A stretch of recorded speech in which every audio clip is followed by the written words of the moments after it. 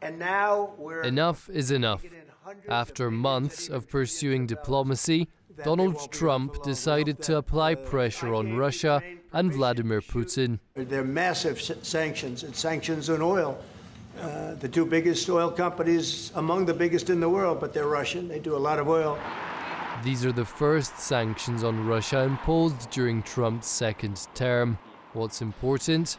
They contain a threat of secondary sanctions, which the US government can slap on any entity on the planet. The penalty? Banishment from the global financial system, a move that can cripple a business. Potentially, these sanctions can be very impactful and quite significant because, as the Treasury outline flags, there are possible consequences, secondary sanctions for the buyers of Russian oil. The sanctions are designed to make it harder for Russia to push its crude on the global market, and commodity traders seem to believe this will be the case, as the price of crude went up on Wednesday by 5%, which is a lot. Whenever the administration was using secondary sanctions, then it limited the sale of crude oil. However, historically, Moscow demonstrated that it can adapt to sanctions and circumvent them to keep oil flowing, so vigilance is crucial. The sanctions per se, it's not enough to introduce them because Russia finds a way to circumvent them typically within 1-3 months. It varies, of course, but in general, it's not enough to just introduce sanctions and just let them be.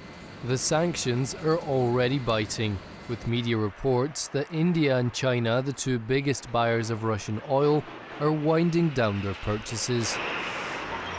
The newest US sanctions will also reverberate throughout Central and Eastern Europe, as Lukoil owns refineries in Romania and Bulgaria and is a major oil supplier to Hungary and Slovakia. Will Hungary and Slovakia manage to find Russian contractors who are not part of those sanctioned companies or who don't have access to them all? That will be very difficult.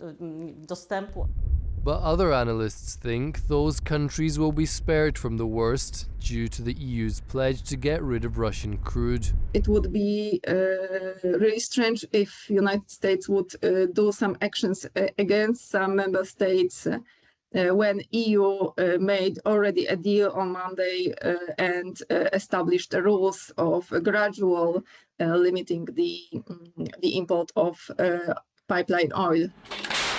However, the sanctions are not seen as enough to win the war on their own.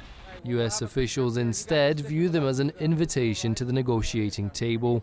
We're always going to be interested in engaging if there's an opportunity to achieve peace. I think the president has said repeatedly for a number of months now that at some point he will have to do something if we don't make progress on the peace deal. Today was the day he decided to do something. Let's see if Putin listens.